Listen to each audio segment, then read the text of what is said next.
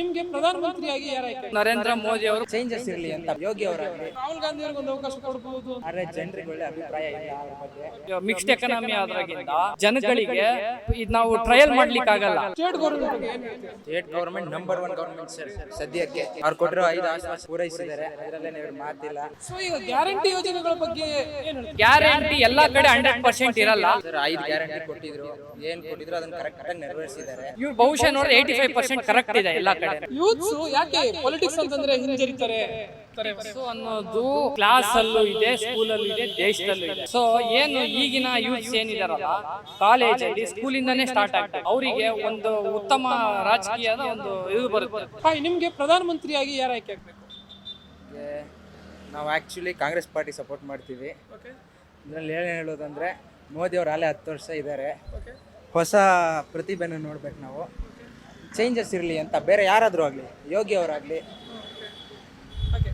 So Rahul Gandhi ಅವ್ರಿಗೆ ಒಂದು ಅವಕಾಶ ಕೊಡಬಹುದು ಅನ್ಸುತ್ತಾ? ಕೊಡ್ಬೋದು, ತಪ್ಪೇನಿಲ್ಲ. ಆದರೆ ಜನರಿಗೆ ಒಳ್ಳೆ ಅಭಿಪ್ರಾಯ ಇಲ್ಲ ಅವ್ರ ಬಗ್ಗೆ, ಅದೊಂದಷ್ಟೇ. ಸೊ ಮತ್ತೆ ಹಾಗಿದ್ರೆ ನರೇಂದ್ರ ಮೋದಿ ಅವರು ಬೇಡ ಅಂತ ಸಾಕು ಅಂತ ಸಾಕು, 2 ಅವಧಿ ಆಗಿದೆ, ಯಾವುದೇ ವ್ಯತ್ಯಾಸ ನೋಡಿಲ್ಲ, ಯಾವುದೇ ಇಂಪ್ರೂವ್ಮೆಂಟ್ ಆಗಿಲ್ಲ ನಮ್ಮ ಪ್ರಕಾರ, ನಮ್ಮ ಸ್ವಂತ ಅಭಿಪ್ರಾಯ ಅಷ್ಟೇ. ಸರ್ ನೀವೇನು ಹೇಳ್ತೀರಾ, ಯಾರು ಪ್ರಧಾನಿ ಆಗುತ್ತೆ?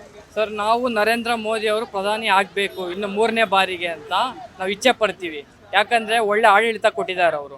ಇಡೀ ದೇಶಾದ್ಯಂತ ಆಗಲಿ, ಪ್ರತಿಯೊಂದು ಫಿನಾನ್ಸಲ್ಲಿ ಆಗಲಿ, ಡಿಫೆನ್ಸಲ್ಲಿ ಆಗಲಿ, ಪ್ರತಿಯೊಂದರಲ್ಲೂ ಎಲ್ಲ ಕೆಲಸನ ಮಾಡಿ ತೋರಿಸ್ಯಾರ ಜನಕ್ಕೆ ಏನು ಮಾಡ್ಬೋದು ಅಂತೇಳಿ. ಆ ನಿಟ್ಟಿನಲ್ಲಿ ನಾವು ಮತ್ತೆ ಅವ್ರ ಅಧಿಕಾರಕ್ಕೆ ಬರಬೇಕು, ಇನ್ನೊಂದ್ಸಲ ಪ್ರಧಾನಿ ಆಗಬೇಕು ಅಂತ ನಾವೆಲ್ಲ ಕೇಳ್ಕೊತೀವಿ.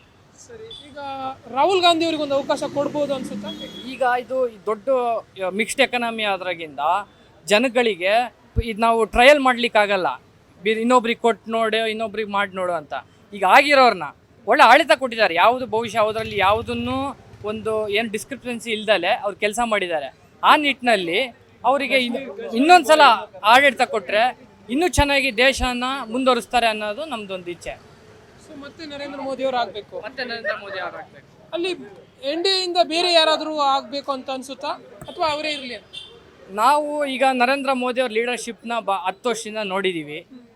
ಅವರು ಕೊಟ್ಟಿರೋಂಥ ಪ್ರತಿಯೊಂದು ಜನಪರವಾದಂಥ ಕೆಲಸಗಳನ್ನು ಪ್ರತಿಯೊಂದು ಕೂಡ ಸ್ಪಷ್ಟವಾಗಿ ಮಾಡಿದ್ದಾರೆ ಎಲ್ಲದು. ಸೊ ಆ ನಿಟ್ಟಿನಲ್ಲಿ ಕೆಲಸವನ್ನು ಮಾಡಬೇಕು ಅಂತ ನಾನು ಹೇಳ್ತೀನಿ. ಸೊ ಈಗ ರಾಜ್ಯ ಸರ್ಕಾರವನ್ನು ಗಮನಿಸುವುದಾದರೆ ಸ್ಟೇಟ್ ಗೌರ್ಮೆಂಟ್ ಬಗ್ಗೆ ಏನು ಹೇಳ್ತೀರಾ? State government number 1 government sir ಸದ್ಯಕ್ಕೆ. ಇವತ್ತಿನ ದಿನ ಅವ್ರು ಕೊಟ್ಟಿರೋ 5 ಆಶ್ವಾಸನೆಯನ್ನು ಪೂರೈಸಿದ್ದಾರೆ, ಅದರಲ್ಲೇ ಎರಡು ಮಾತಿಲ್ಲ. ಬೇರೆ ಏನು ಬೇಕು ರಾಜ್ಯಕ್ಕೆ? DK ಶಿವಕುಮಾರ್ ಅಂತ ಒಳ್ಳೆ ಉಪಮುಖ್ಯಮಂತ್ರಿ, ಸಿದ್ದರಾಮಯ್ಯನವರು ಅಂತ ಒಳ್ಳೆ ಮುಖ್ಯಮಂತ್ರಿ. ಸಿದ್ದರಾಮಯ್ಯನವರು 10 ವರ್ಷದಿಂದ, ಅವರು 5 ವರ್ಷ CM ಆಗಿದ್ದಾರೆ, ಒಳ್ಳೆ ಕೆಲಸಗಳನ್ನ ಮಾಡಿದ್ದಾರೆ, ರೈತರಿಗೆ ಒಳ್ಳೊಳ್ಳೆ ಕೆಲಸಗಳನ್ನ ಮಾಡಿದ್ದಾರೆ. ಬೇರೆಯವ್ರ ಆಡಳಿತ ಬೇಕು ಅನ್ನೋದು ಮಾತೇ ಇಲ್ಲ ಕರ್ನಾಟಕ ರಾಜ್ಯಕ್ಕೆ.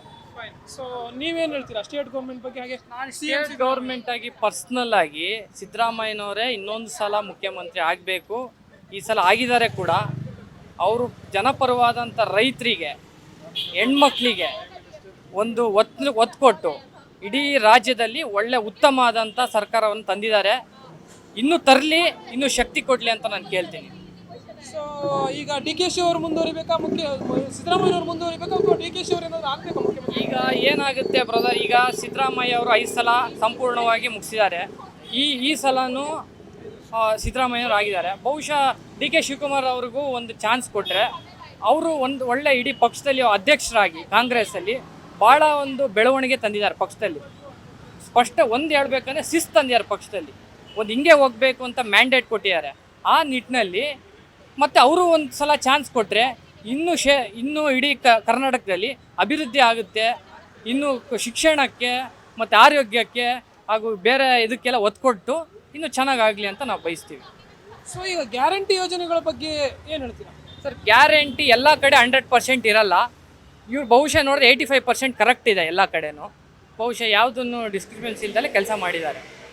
ಜನಗಳಿಗೆ ತಲುಪಿದೆ, ಅದು ಜನಗಳಿಗೆ ತಲುಪಿದೆ. ನೀವೇನು ಹೇಳ್ತೀರಾ ಗ್ಯಾರಂಟಿ ಯೋಜನೆಗಳ ಬಗ್ಗೆ? ಸರ್ 5 ಗ್ಯಾರಂಟಿ ಕೊಟ್ಟಿದ್ರು, ಏನು ಕೊಟ್ಟಿದ್ರು ಅದನ್ನು ಕರೆಕ್ಟಾಗಿ ನೆರವೇರಿಸಿದ್ದಾರೆ. ಬೇರೆ ಏನು ಅದರಲ್ಲಿ ಲೋಹಪೋಹ ಆಗಿಲ್ಲ. ಎಲ್ಲರೂ ಜನರಿಗೂ ಒಳ್ಳೆ ಅಭಿಪ್ರಾಯ ಇದೆ ಅಷ್ಟೇ. ಇನ್ನೇನು ಹೇಳಲಿಕ್ಕಾಗ್ತದೆ? ತಲುಪ್ತಾ ಇದೆ ಅಂತ ನಿಮ್ಮ ಪ್ರಕಾರ? ತಲುಪ್ತಾ ಇದೆ ಸರ್, ಎಲ್ರಿಗೂ ತಲುಪ್ತಾ ಇದೆ. ನೋಡ್ತಾ ಇದ್ದೀರಾ, ಮಹಿಳೆಯರು ಡೈಲಿ ಓಡಾಡ್ತಾ ಇದ್ದಾರೆ ಬಸ್ಸಲ್ಲಿ. ಮತ್ತೆ ಹೇಳ್ತಾರೆ KSRTC ಇನ್ಕಮ್ ಕಡಿಮೆ ಆಗಿದೆ ಅಂತ. KSRTC ಅಧ್ಯಕ್ಷರು ಅಥವಾ ಮಿನಿಸ್ಟರ್ ಹೇಳೋದೇನೆಂದರೆ 3 times ಇನ್ಕ್ರೀಸ್ ಆಗಿದೆ ಇನ್ಕಮ್ಮು. ಅದು ಬೇರೆ ಏನು ಹೇಳಲಿಕ್ಕಾಗ್ತದೆ ಸರ್ಕಾರದ ಬಗ್ಗೆ? ಒಳ್ಳೆ ಸರ್ಕಾರ, ಒಳ್ಳೆ ಆಡಳಿತ, ಇದಕ್ಕಿಂತ ಬೇರೆ ಸರ್ಕಾರ, ಬೇರೆ ಆಡಳಿತ ಕೊಡೋದು ಯಾರಿಗೂ ಸಾಧ್ಯ ಇಲ್ಲ.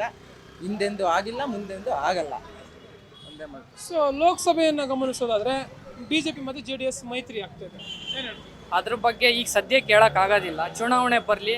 ಒಂದಂತೂ ಸ್ಪಷ್ಟವಾಗಿದೆ, ದೇಶಕ್ಕೆ ಮೋದಿ ಬರಬೇಕು, ಕರ್ನಾಟಕಕ್ಕೆ ಸಿದ್ದರಾಮಯ್ಯ ಇರಬೇಕು. ನೀವೇನು ಹೇಳ್ತೀರಾ ಮೈತ್ರಿ ಬಗ್ಗೆ? ಮೈತ್ರಿ ಬಗ್ಗೆ ಏನು ಹೇಳೋಕ್ಕಾಗ್ತದೆ ಸರ್? ನಾವೇನು ಹೇಳೋಕ್ಕಿಲ್ಲ. ಅವ್ರು ಏನೋ ಒಂದು ಆಗಿದೆ, ಫ್ಯೂಚರಲ್ಲಿ ಏನಾಗ್ತದೆ ನೋಡಬೇಕು ಕಾದು. ಪ್ಲಸ್ ಆಗುತ್ತೆ ಅನ್ಸುತ್ತಾ ಅದು ಎರಡು ಪಕ್ಷಕ್ಕೆ, ಅಥವಾ ಏನು ಹೇಳ್ತೀರಾ ಅದ್ರ ಬಗ್ಗೆ? ಪ್ಲಸ್ ಏನಿಲ್ಲ ಸರ್, ಮೈನಸ್. ಮೈತ್ರಿ ಮೈನಸ್ ಆಗುತ್ತೆ, ಪ್ಲಸ್ ಏನಾಗಲ್ಲ. ಕಾಂಗ್ರೆಸ್ 100% 20 ಸೀಟ್ ಹೊಡೆಯೋದು ಅಂತ ಗ್ಯಾರಂಟಿ ಈ ಸತಿ MP ಯಲ್ಲಿ, ಕರ್ನಾಟಕದಲ್ಲಿ. ಇಷ್ಟೆಲ್ಲ ನೋಡಿದ್ಮೇಲೆ ನಿಮ್ಮ ಪ್ರಕಾರ ಈಗಿರೋ ಯೋಜನೆಗಳನ್ನು ಬಿಟ್ಟು ಬೇರೆ ಯಾವ ಯೋಜನೆಗಳು ಬಂದಿದ್ರೆ ಚೆನ್ನಾಗಿರ್ತಿತ್ತು ಅನ್ಸುತ್ತೆ? ಆ್ಯಕ್ಚುಲಿ ಈ ಅಕ್ಕಿದೊಂದು 10 kg ಅಕ್ಕಿ ಕೊಟ್ಟಿದ್ರೆ, ದುಡ್ಡು ಹಾಕೋದ್ರ ಬದಲು 10 kg ಅಕ್ಕಿ ಕೊಟ್ಟಿದ್ರೆ ಅದೊಂದು ಕರೆಕ್ಷನ್ ಮಾಡ್ಕೊಂಡಿದ್ರೆ ಕರೆಕ್ಟಾಗಿರೋದು. ಬೇರೆ ಏನು ಚೇಂಜಸ್ ಬೇಕಾಗಿಲ್ಲ. ನೀವೇನು ಹೇಳ್ತೀರಾ? ಯೋಜನೆಗಳು ಬೇರೆ ಯಾವುದಾದ್ರೂ ಬೇಕಿತ್ತು? ಯೋಜನೆಗಳು ಚೆನ್ನಾಗಿದೆ ಎಲ್ಲ ಕಡೆ. ಎಲ್ಲ ಮಹಿಳೆಯರಿಗೆ ಒತ್ತು ಕೊಟ್ಟಿದ್ದಾರೆ, ಕರೆಂಟ್ ಬಗ್ಗೆ ಮಾಡಿದ್ದಾರೆ, 200 ಯೂನಿಟ್ ಫ್ರೀ. ಆದರೆ ಯೂತ್ಸ್ಗೆ ಇನ್ನೂ ಹೆಚ್ಚಿನಾಗಿ ಒತ್ತು ಕೊಡಬೇಕು ಅಂತೇಳಿ ನಾವು ಮನವಿ ಮಾಡ್ತೀವಿ. ಏನು ಗೌರ್ಮೆಂಟ್ ಇದೆಯಲ್ಲ, ಆನ್ಗೋಯಿಂಗ್ ಗೌರ್ಮೆಂಟ್ ಕಾಂಗ್ರೆಸ್ ಪಕ್ಷಕ್ಕೆ, ಯೂತ್ಸಿಗೆ, ಸ್ಟೂಡೆಂಟ್ಗೆ, ಶಿಕ್ಷಣಕ್ಕೆ ಇನ್ನೂ ಹೆಚ್ಚಿನಾಗಿ ಒತ್ತು ಕೊಡಿ ಅಂತ ನಾವು ಕೇಳ್ತೀವಿ. ಸರಿ, ಈಗ ನಿಮಗೆ ಯೂತ್ಸಿಗೆ ನೇರವಾದ ಪ್ರಶ್ನೆ.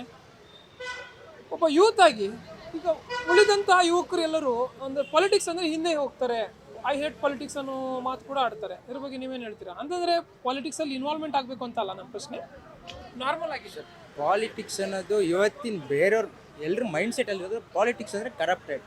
ಆದರೆ ಪಾಲಿಟಿಕ್ಸ್ ಕರಪ್ಟ್ ಇಲ್ಲ, ಎಲ್ಲರೂ ಕರಪ್ಟ್ ಇಲ್ಲ ಸರ್. ಪಾಲಿಟಿಕ್ಸಲ್ಲಿ ಮ್ಯಾಕ್ಸಿಮಮ್ ಒಂದು 10ರಿಂದ 15% ಕರಪ್ಟ್ ಇರ್ಬೋದು, ಬೇಡ 20%, ಬೇಡ 50%. ಒಳ್ಳೆಯವರು ಇದ್ದಾರೆ ಪಾಲಿಟಿಕ್ಸಲ್ಲಿ, ಅದು ಯಾರಿಗೂ ಜನರಿಗೆ ಕಾಣ್ತಾ ಇಲ್ಲ. ಈಗ ಯತ್ನಾಳ್ ಅವ್ರು ಇರ್ಬೋದು, ಒಳ್ಳೆ ಆಡಳಿತ, ಒಳ್ಳೆ ಭವಿಷ್ಯದ ಮುಖ್ಯಮಂತ್ರಿ ಆಗ್ಬೋದು, ಸಾಧ್ಯತೆ ಇದೆ, ತಪ್ಪೇನಿಲ್ಲ. ಆದರೆ ಒಳ್ಳೆ ಆಡಳಿತ ಮಾಡೋರು ಇದ್ದಾರೆ ಇನ್ನೂ. ಸೊ ನಿಮ್ಮ ನೆಚ್ಚಿನ ರಾಜಕಾರಣಿ ಅಂತಿದ್ರೆ ಯಾರು? ನನ್ನ ನೆಚ್ಚಿನ ರಾಜಕಾರಣಿ DK ಶಿವಕುಮಾರ್ ಅವರು. ಯಾಕೆ ಅಂತ ಏನಾದ್ರು ಕಾರಣಗಳು? ಅವ್ರು ಯೂತ್ ಲೀಡರ್ ಆಗಿ ಬಂದವರು, ಒಳ್ಳೊಳ್ಳೆ ಕೆಲಸಗಳನ್ನ ಮಾಡಿದ್ದಾರೆ. ಅವರೆಲ್ಲ ಇದು ಎಲೆಕ್ಟ್ರಿಕ್ ಮಂತ್ರಿ ಆಗಿದ್ದಾಗ, ಕರೆಂಟ್ ಮಂತ್ರಿ ಆಗಿದ್ದಾಗ ನಿಮಗೆ ಗೊತ್ತಿದೆ ಎಂತೆಂಥ ಕೆಲಸಗಳನ್ನ ಮಾಡಿದ್ದಾರೆ ಅಂತ.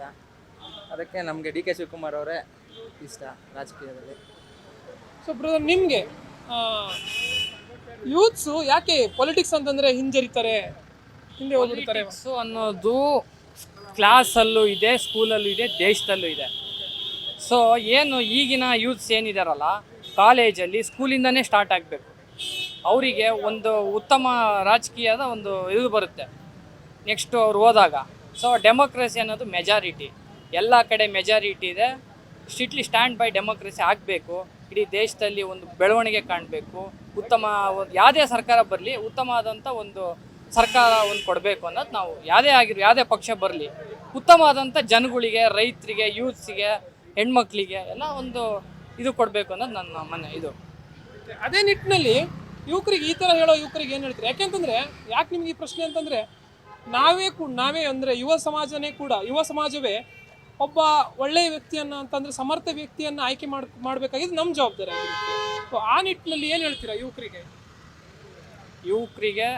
ಒಳ್ಳೆ ಮನುಷ್ಯ ನೋಡಿ ಪಕ್ಷನ ಬಿಟ್ಟು ಯಾರು ಒಳ್ಳೆ ಕೆಲಸ ಮಾಡೋರು, ಅವ್ರ ಕ್ಷೇತ್ರದಲ್ಲಿ ಜನಪರವಾದಂಥ ಕೆಲಸ ಮಾಡೋರನ್ನ ಆಯ್ಕೆ ಮಾಡಿ, ಇಡೀ ಅವ್ರನ್ನ ಈಗ ದುಡ್ಡು ನೋಡಿ ಆಯ್ಕೆ ಮಾಡ್ಬೋದು, ಪಕ್ಷ ನೋಡಿ ಆಯ್ಕೆ ಮಾಡ್ಬೋದು. ಬೇರೆ ಒಬ್ಬೊಬ್ರಿಗೆ ಒಂದು ಮ್ಯಾಂಡೇಟ್ ಇದೆ ಪಕ್ಷ ಓಟ್ ಹಾಕಬೇಕಾದ್ರೆ. ಈಗ ಒಂದೊಂದು ಓಟ್ ಕೂಡ ಇಂಪಾರ್ಟೆಂಟ್ ಆಗುತ್ತೆ. ಆ ನಿಟ್ಟಿನಲ್ಲಿ ಒಳ್ಳೆ ಸರ್ಕಾರ ಕೊಡೋವಂಥವ್ರನ್ನ, ಜನಪರವಾದಂಥ ಮನುಷ್ಯನ ಓಟ್ ಹಾಕಿ ಗೆಲ್ಲಿಸ್ರಿ ಅಂತ ನಾನು ಹೇಳ್ತೀನಿ. ನಿಮ್ಮ ಫೇವ್ರೇಟ್ ರಾಜಕಾರಣಿ? ಫೇವ್ರೇಟ್ ಅಂತ ಯಾರಿಲ್ಲ, ಎಲ್ಲ ರಾಜಕಾರಣಿನೂ ಬೆಸ್ಟ್. ಯಾಕಂದರೆ ಒಂದು ಟೈಮು ಚೇಂಜ್ ಆಗ್ತಾರೆ, ಇನ್ನೊಂದು ಟೈಮ್ ಬರ್ತಾರೆ. ಸ್ಪೆಸಿಫೈ ಅಂತ ಏನಿಲ್ಲ, ಬಟ್ ಎಲ್ಲ ಸ್ಪೆಸಿಫೈ ಯಾರೂ ಇಲ್ಲ. ಸೊ ಇವೆಲ್ಲವನ್ನು ನೋಡಿದ ಮೇಲೆ ರಾಜ್ಯ ಸರ್ಕಾರ ಮತ್ತು ಕೇಂದ್ರ ಸರ್ಕಾರದಿಂದ ಯಾವೆಲ್ಲ ಅಭಿವೃದ್ಧಿ ಕೆಲಸಗಳು ಆಗಬೇಕು ಅಂತ ಅನ್ಸುತ್ತೆ ನಿಮಗೆ? ನಮ್ಮ ದೇಶ ಟೆಕ್ನಾಲಜಿಯಲ್ಲಿ ಮುಂದಿದೆ, ಎಲ್ಲದರಲ್ಲೂ ಮುಂದಿದೆ. ಆದರೆ ಒಬ್ಬ ಪ್ರಧಾನಮಂತ್ರಿ ಒಂದು ಚೇಂಜ್ ಆಗಬೇಕು. ಒಬ್ಬ ಹೊಸ ಪ್ರಧಾನಿಗೆ ನಾವು ಆದ್ಯತೆ ಕೊಡಬೇಕು, ಆಯ್ಕೆ ಮಾಡಬೇಕು. ಇದ್ದಾರೆ, ಯೋಗಿ ಅವರಿದ್ದಾರೆ, ಅಮಿತ್ ಶಾ ಅವರಿದ್ದಾರೆ, ಯೋಗಿ ಅವ್ರು ಒಳ್ಳೆ ಕ್ಯಾಂಡಿಡೇಟು, ಅಂಥವ್ರು ಆಗಬೇಕು ಪ್ರಧಾನಮಂತ್ರಿ ಅನ್ನೋದು ನಮ್ಮ ಆಸೆ ಅಷ್ಟೇ. ಬಿಟ್ಟರೆ ಬೇರೇನ ಎಲ್ಲ ಇದೆ ದೇಶದಲ್ಲಿ. ಏನಂದರೆ ಎಕಾನಮಿ, ಅದು ಒಂದು ಸ್ವಲ್ಪ ಎಕಾನಮಿಯಲ್ಲಿ ಡೌನ್ ಇದೆ ದೇಶ. ಅದು ಬಿಟ್ಟರೆ ಬೇರೆ ಏನು ತೊಂದರೆ ಇಲ್ಲ ದೇಶದಲ್ಲಿ ಸಾಮಾಜಿಕವಾಗಿ. ನಿಮ್ಮ ಪ್ರಕಾರ ಅಭಿವೃದ್ಧಿ ಕೆಲಸಗಳು ಯಾವ್ಯಾವುದೆಲ್ಲ ಆಗಬೇಕು? ಈಗ ಸಾಕಷ್ಟು ಅಭಿವೃದ್ಧಿ ಇದೆ ಸರ್ ಗೌರ್ಮೆಂಟಲ್ಲಿ, ಭಾಳಷ್ಟು ಸ್ಕೀಮ್ಸ್ ಬಿಟ್ಟಿದ್ದಾರೆ. ಇವೇ ಅಂತ ಹೇಳೋಕ್ಕಾಗಲ್ಲ, ನೂರಾರು ಸ್ಕೀಮ್ಸ್ ಬಿಟ್ಟಿದ್ದಾರೆ. ನಾವು ಜನಗಳಿಗೆ ಇನ್ನೂ ತಲುಪಿಲ್ಲ, ಅದು ಇನ್ನೂ ಮಾರ್ಕೆಟಿಂಗ್ ಆಗಿಲ್ಲ. ಭಾಳ ಜನಕ್ಕೆ ಅರಿವೇ ಇಲ್ಲ ಯಾವುದು ಇದು ಬಿಟ್ಟಿದ್ದಾರೆ ಅಂತ. ಜನಗಳಿಗೆ ಎಲ್ಲದನ್ನು ತಲುಪಬೇಕು. ಸಾವಿರಾರು ಕೋಟಿಗಟ್ಟಲೆ ಇನ್ನೂ ಪಕ್ಷದಲ್ಲಿ ಇದೆ. ಒಂದು ಸರ್ಕಾರ ನಡೆಸ್ತಾರೆ ಅಂದರೆ ಸಾವಿರಾರು ಲಕ್ಷ ಕೋಟಿ ಅವರಲ್ಲಿ ಒಂದು ಆದಾಯ ಇದೆ ಗೌರ್ಮೆಂಟಿಂದ. ಸೊ ಹಂಗಾಗಿ ಇನ್ನು ಜನಗಳಿಗೆ ತಲುಪುವಂಥ ಕೆಲಸನ ಸರ್ಕಾರ, ಯಾವುದೇ ಸರ್ಕಾರ ಬಂದು ಮಾಡಬೇಕು. ಎಸ್ ವೀಕ್ಷಕರೇ, ಇದಾಗಿತ್ತು ಇಲ್ಲಿನ ವಿದ್ಯಾರ್ಥಿಗಳ ಒಂದು ಯುವ ಜನತೆಯ ಒಂದು ಲೋಕಸಭೆ ಚುನಾವಣೆ ಬಗ್ಗೆ, ಹಾಗೆಯೇ ಮುಂದಿನ ಪ್ರಧಾನಿ ಯಾರಾಗಬೇಕು ಅನ್ನೋದ್ರ ಬಗ್ಗೆ ಅಭಿಪ್ರಾಯ. ಕ್ಯಾಮರಾ ಪರ್ಸನ್ ಸಂದೀಪ್ ಜೊತೆ ಜಾಯ್ ಲೈಗೌಡ್, ಕರ್ನಾಟಕ ಟಿವಿ, ಬೆಂಗಳೂರು.